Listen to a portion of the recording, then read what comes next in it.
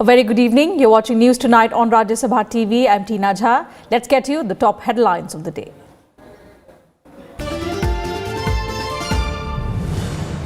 Union Cabinet approves Medical Abortion Amendment Act 2020 to extend time limit for abortions from 20 to 24 weeks.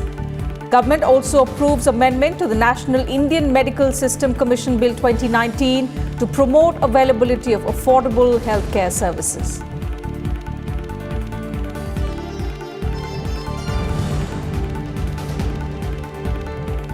In line with Chairman M. Venkaiah Naidu's direction to ensure simultaneous interpretation of House proceedings in all 22 scheduled languages, Rajya Sabha engages 13 consultant interpreters.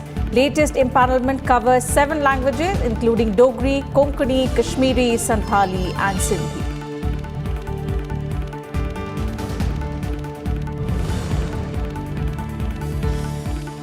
JDU sacks Party Vice President Prashant Kishore and General Secretary Pawan Verma, both leaders accused of involvement in anti-party activities.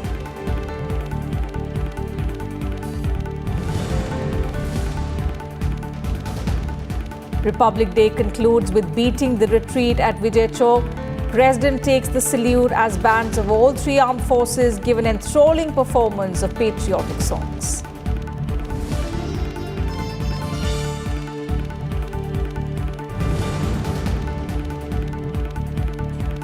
And Vice President M. Venkaiah Naidu congratulates Team India for registering historic T20 series win in New Zealand.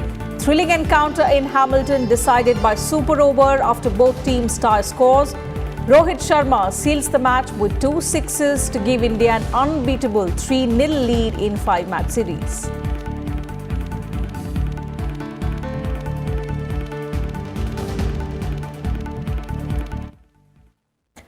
The Union Cabinet on Wednesday approved the Medical Termination of Pregnancy Amendment Bill 2020. The amendments propose that the upper limit for permitting abortions be extended from the present 20 weeks to 24 weeks. The extension will be for special category women, which would include rape survivors, victims of incest, differently abled women, and also minor girls. The bill amends the Medical Termination of Pregnancy Act 1971 and will be introduced in the upcoming budget session of Parliament.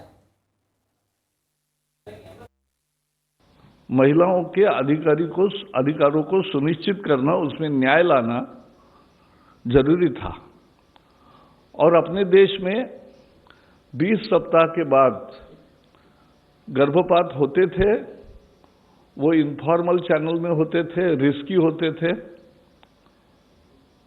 और उसके कारण माता मृत्यु दर बढ़ता था।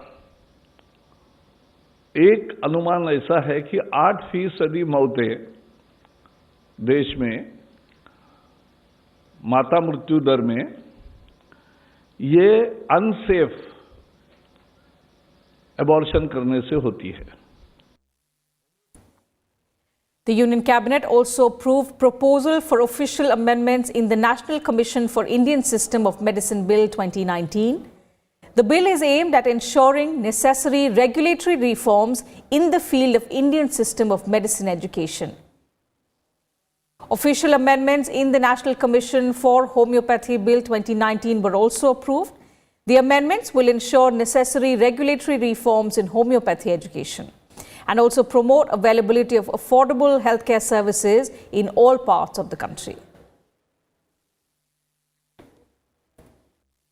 Homeopathy और Indian medical system, ये चारों व्यवस्थाओं में यूनानी और सिद्ध, इसके कॉलेजों में अच्छी गुणवत्ता बरकरार रहे, अच्छी बढ़े और बढ़े, उच्च गुणवत्ता की शिक्षा हो, उच्च गुणवत्ता की परीक्षा इम्तिहान हो, अच्छे संस्थाओं को एक्रीडेशन मिले, सीटें बढ़ा सकते उनकी और उसके साथ साथ सामाजिक न्याय के रूप में 50% सीटें कि जो फीस तय करना है उसका भी अधिकार मेडिकल कमीशन को मिलेगा। In some other decisions, the Union Cabinet gave its approval for allocation of 30% of funds of the North-Eastern Council for new projects. This is for focused development of deprived areas, neglected sections of society and emerging priority sectors. अभी तक 60% राज्यों के project में लगते थे, 40% regional project में लगते थे। अब ये 30% की व्यवस्था से एक सरलीकरण हो जाएगा, काम की गति बढ़ेगी और जिन वर्गों को और जिन क्षेत्रों को विकास का अवसर नहीं मिलता था वो मिलेगा और नई आवश्यकताएं जो सामने आएगी उसके लिए भी वित्त उपलब्ध होगा। A retired joint secretary in the finance ministry, a Supreme Court advocate, a freelance journalist, retired newsreaders from All India Radio, a yoga teacher, a community radio activist and students are among those engaged as consultant interpreters in the Rajya Sabha secretariat. The latest empanelment is part of an exercise undertaken after a direction from Chairman M. Venkaiah Naidu to ensure simultaneous interpretation service in all 22 scheduled languages. With Wednesday's empanelment, 32 consultant interpreters have now been enlisted for 7 languages. These include Dogri, Konkani, Kashmiri, Santhali and also Sindhi. Rajya Sabha Secretary General Deshdeepak Verma presented the certificates of empanelment to 13 persons engaged as consultant interpreters for Kannada, Marathi and Konkani languages. Instead of recruiting full-time interpreters, the Secretariat has hired consultant interpreters who will be engaged on need basis. We are not giving it as a job. We are only wanting to add some color, some quality to your life and also add some color and some quality to our own Rajya Sabha deliberations. Like last time when the chairman announced that the person who is doing the interpretation is a student. It was appreciated by everybody. It was an applause in the house. Immediately I knew how challenging this is going to be because it's not your interpretation. You have to interpret simultaneously with the person, whoever is speaking. And I said, oh my God, this is a challenge, so I'm going to accept it. As a consultant बनने के लिए तो ये मुझे बहुत ही hard लग रहा था कि मैं कर पाऊँगा नहीं कर पाऊँगा। बाकी एक बात ये भी थी कि हाँ मैं कर ले जाऊँगा इसको। And let's now get you all the news and updates from the upcoming Delhi Assembly elections.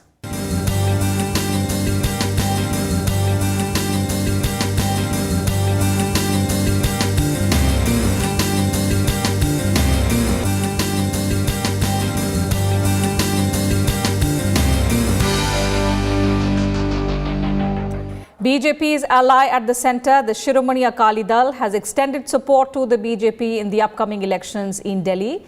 The decision was taken on Wednesday after BJP President JP Nadda held a meeting with Akali chief Sukhbir Singh Badal.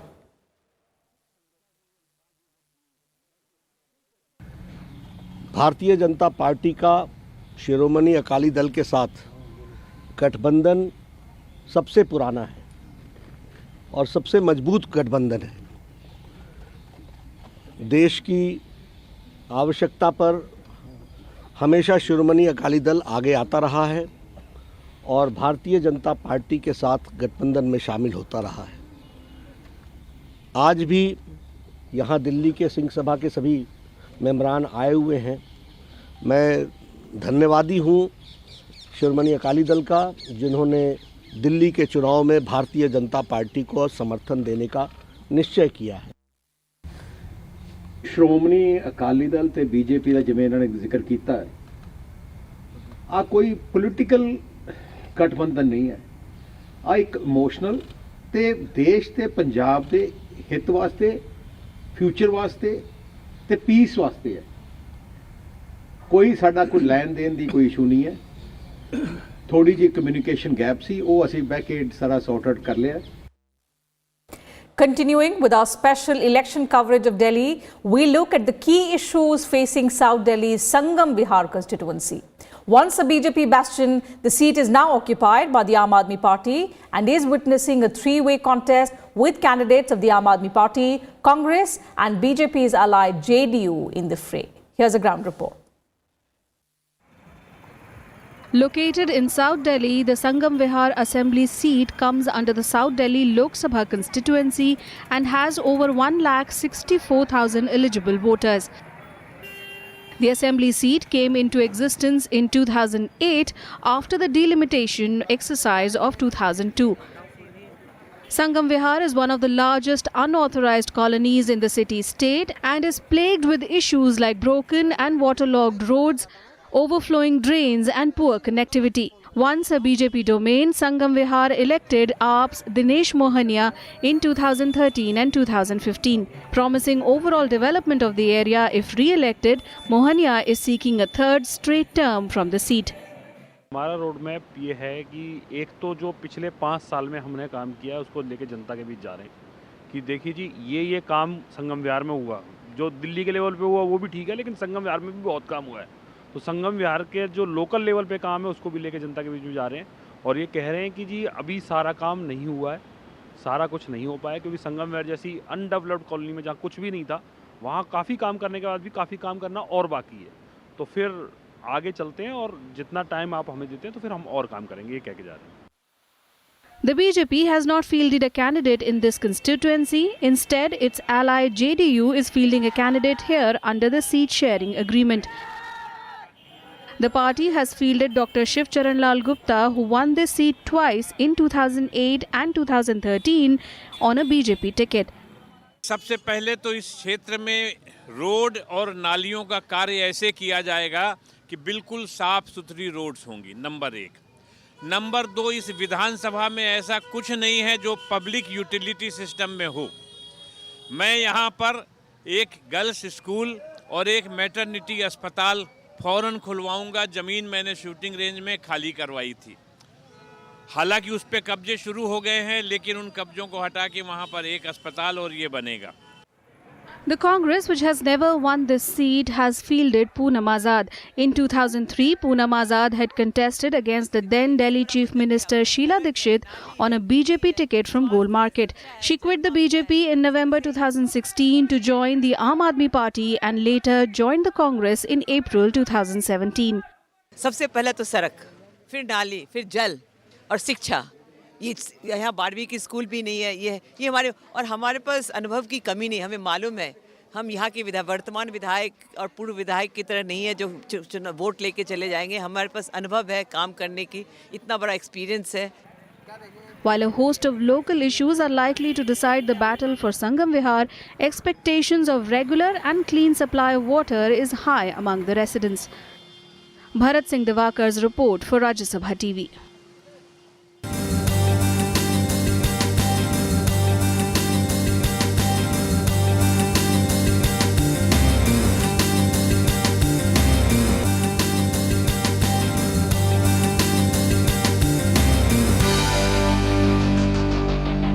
And in some other political news, Nitish Kumar's JDU on Wednesday expelled its Vice President Prashant Kishore and also General Secretary Pawan Verma from the party. Both leaders were expelled for anti-party activities. In a statement, the party's Chief General Secretary KC Tyagi said both Kishore and Verma were acting against party's decisions as well as its functioning, which amounted to breach of discipline.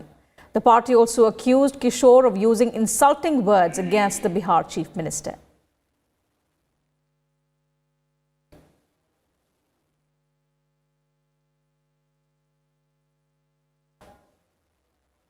The Supreme Court on Wednesday dismissed Nirbhaya case convict Mukeshkumar Singhs petition challenging the rejection of his mercy plea.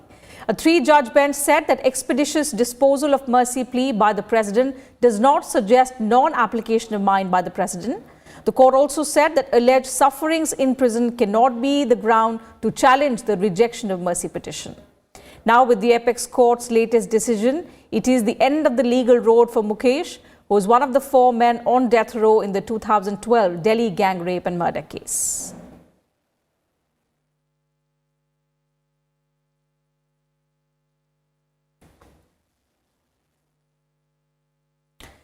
India has reaffirmed its call for a two-state solution to the Israel-Palestine conflict and asked both sides to resolve all issues through direct negotiations. India's reiteration of its views on the issue came a day after US President Donald Trump unveiled his Middle East peace plan. MEA spokesperson Mukeshkumar said India has been consistently supportive of the Palestinian cause and will continue to follow developments in the region and engage with the parties concerned. Kumar said, and I quote, "We reiterate our view that the final status issues should be resolved through direct negotiations between the two parties and also be acceptable to both. We urge the parties to engage with each other, including on the recent proposals put forward by the United States, and find an acceptable two-state solution for peaceful coexistence," unquote.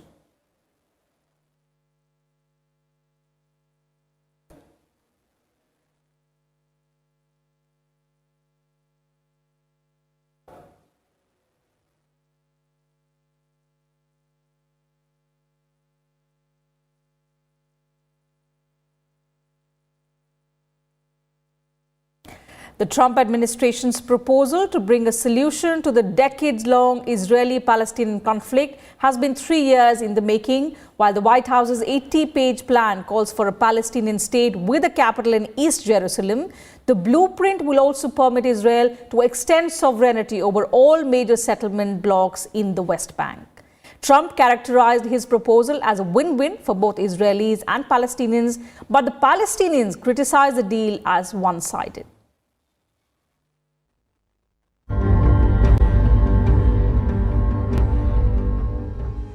The conflict between Israel and Palestine has been one of the most protracted ones in the Middle East. On Wednesday, US President Donald Trump sought to resolve one of the world's longest-running conflicts as he presented the Middle East peace plan. Standing alongside Israeli Prime Minister Benjamin Netanyahu at the White House, Trump said it was a win-win opportunity for both sides. My vision presents a win-win opportunity for both sides, a realistic two-state solution that resolves the risk of Palestinian statehood to Israel's security. Today, Israel has taken a giant step toward peace. So, what does the peace plan envisage? Jerusalem is to remain Israel's undivided capital. Both Israel and the Palestinians hold competing claims to the city. The Palestinians insist that East Jerusalem, which Israel occupied in the 1967 Middle East War, be the capital of their future state. Trump promised to keep Jerusalem as Israel's undivided capital, but it allows for a Palestinian capital in portions of East Jerusalem. Trump has also proposed an independent Palestinian state, but sets a series of conditions before receiving independence. The Palestinians want an independent state of their own, comprising East Jerusalem as their capital and also comprising West Bank and Gaza. Under Trump's deal, Palestinians could control some 70% of the West Bank. Trump's deal recognizes Israeli sovereignty over West Bank settlements.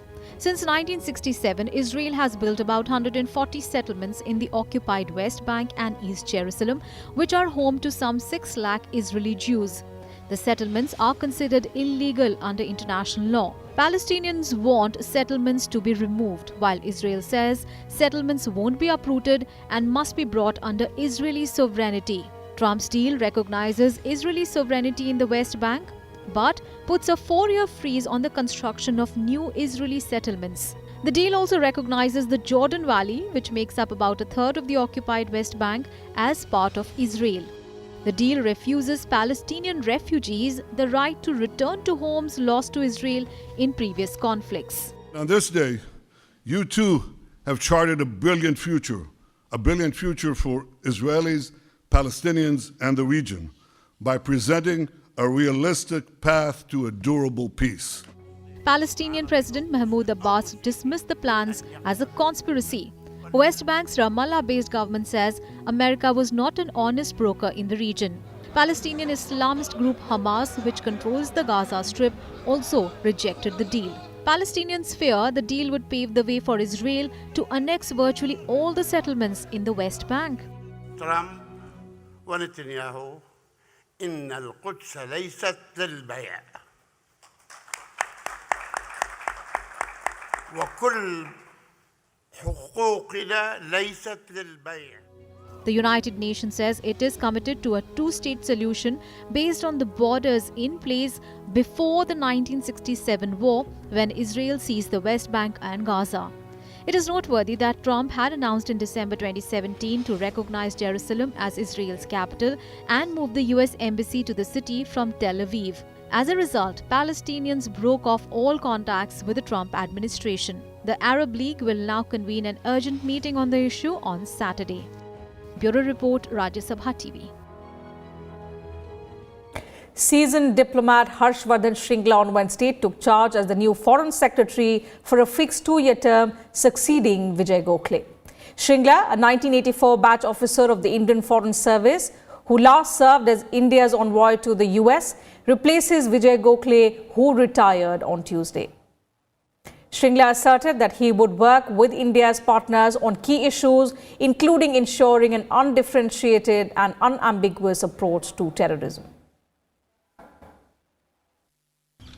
I'm as committed to the ministry's role in nation building as I was 36 years ago, almost 36 years ago, when I entered these very portals as a young probationer.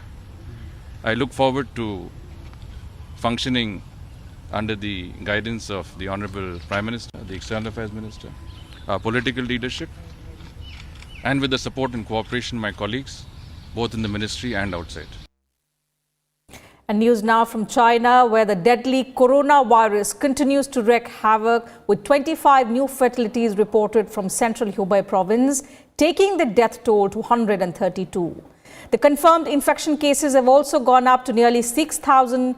Health experts warn that the epidemic may reach its peak in the next 10 days, resulting in large-scale casualties. For the first time, Tibet too reported a suspected case of coronavirus. 8 confirmed cases have also been reported in Hong Kong Special Administrative Region, 7 in Macau Special Administrative Region, and 8 in Taiwan. Hubei, the epicenter of the virus, has reported 840 new confirmed cases, indicating that the virus continues to spread at a faster rate. The UAE also announced its first case of the new coronavirus in a family from Wuhan. 4 Pakistani students living in Wuhan are also reported to have been infected with the coronavirus.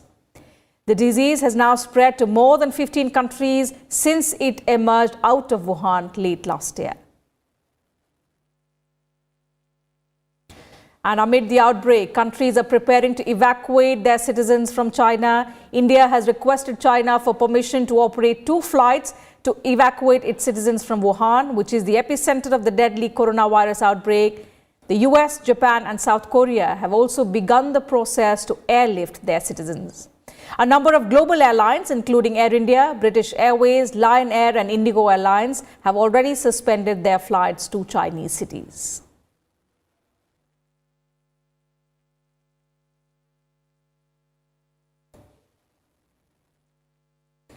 And on to some sports news now. In fact, a happy one for cricket lovers. India defeated New Zealand in the 3rd T20 International via super over to take an unassailable 3-0 lead in the 5-match series.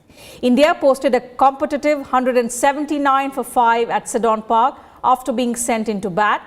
Opener Rohit Sharma top scored for India with a 65-run knock, while skipper Virat Kohli contributed 38 runs in the team's total. Chasing the total, New Zealand skipper Kane Williamson smashed a 48-ball 95, but the team faltered in the final over to take the match into the super over. Needing 9 runs of the last over, New Zealand lost Williamson and Ross Taylor to finish at 179 for 6 and then tie the match. And finally, in the super over, New Zealand scored 17, a target which India overwhelmed in the final ball, with Rohit Sharma smashing Tim Southee for 2 consecutive sixes. The 4th T20 International now between the two sides will be played on Friday in Wellington. Vice President M. Venkaiah Naidu congratulated Team India for their win against New Zealand.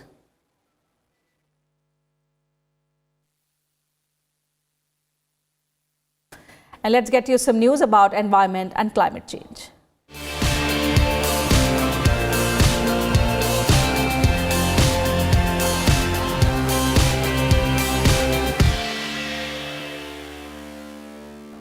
According to the Paris Agreement, if global warming is restricted to 2 degrees Celsius, the cost of damage control due to climate change will also decrease. Climate policies such as the replacement of coal-fired power plants by windmills and solar energy or introduction of CO2 monitoring and control have some economic costs. However, till now, temperature-induced losses in economic production had not been accounted for. Researchers have designed a computer simulation which is fair up-to-date research on economic damages driven by climate change. It processes the data and helps with policy formulation, which helps economic growth that is in sync with climate change impact.